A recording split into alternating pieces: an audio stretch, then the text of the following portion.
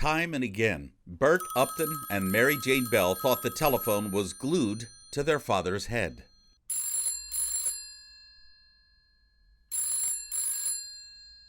Everyday sounds throughout the house of Bert Bell, commissioner of the National Football League, who once owned the Philadelphia Eagles and the Pittsburgh Steelers. Now, Commissioner Bell oversees 12 professional teams, mediating the occasional uproar in locker rooms nationwide, and barking orders to callow managers in any given team's front office. No time of day was off limits. Bert Bell used the phone like a conductor's baton, directing a nationwide ensemble of braggarts, pranksters, ne'er-do-wells, and legendary Hall of Famers. What he did is he had a phone. There was a black phone, and there was like a red phone in our house. And I remember he was on the phone night and day, took calls. I think that's what really killed him.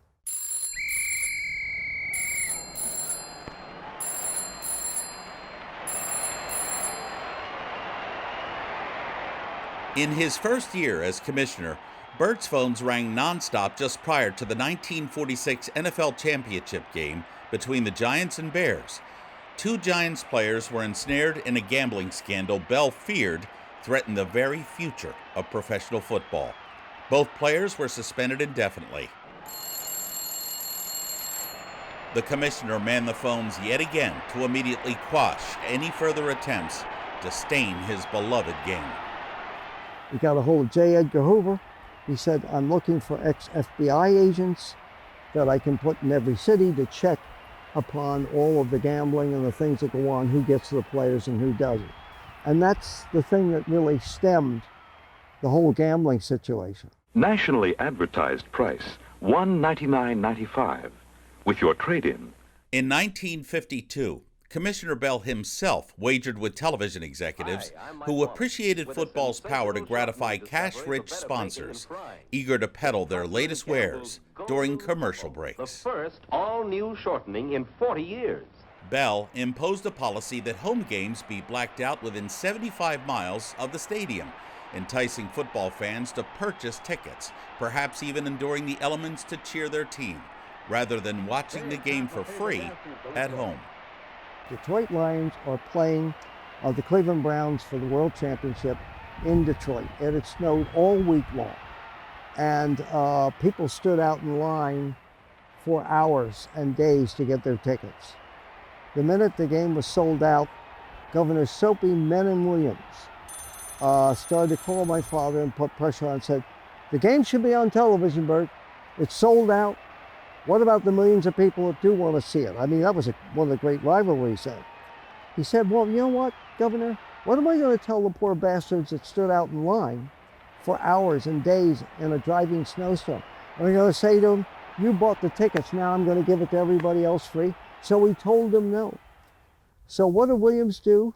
He called in Tricky Dick, who was the vice president at the time. So he called Nixon and said, come on in, we're going to put pressure on Bell. And Nixon came in, and I'll never forget the night before the game. First of all, Nixon was the most uncomfortable man I've ever been around, even as a child. And they really put the pressure on him. The Vice President of the United States and the Governor of Michigan. And he turned to Nixon and he said, I'm not going to do it. You can say anything you want.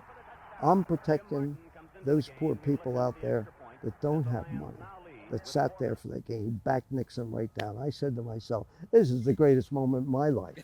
For 60 or 70,000 people to do this for the Green Bay Packers and the city of Green Bay, it certainly should set an example for some of the larger cities of what enthusiasm and desire and love of sports will do.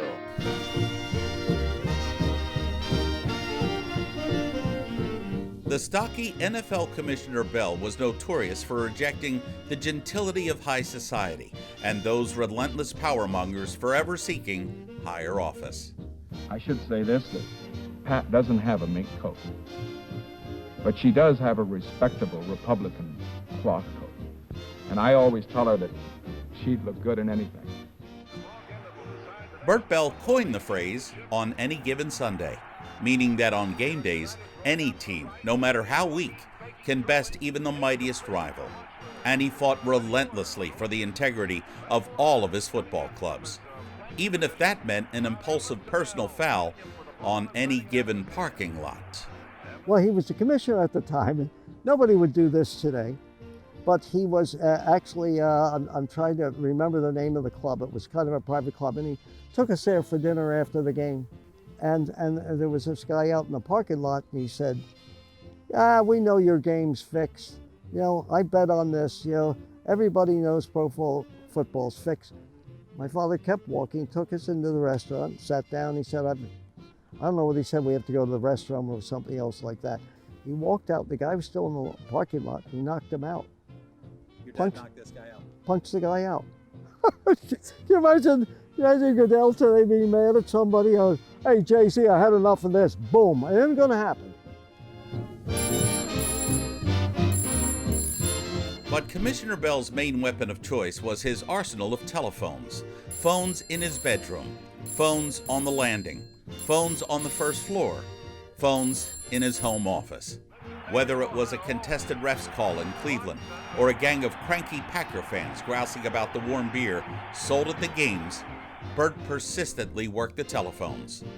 In the Bell household, the mere mention of the term "last call" was unceasingly out of bounds. And I wanted him buried. I requested in the casket for a phone to be put in there. And they told me it was too sacrilegious. And I said, With yeah. a name like Bell, it would have been perfect. Yeah, right? Yeah.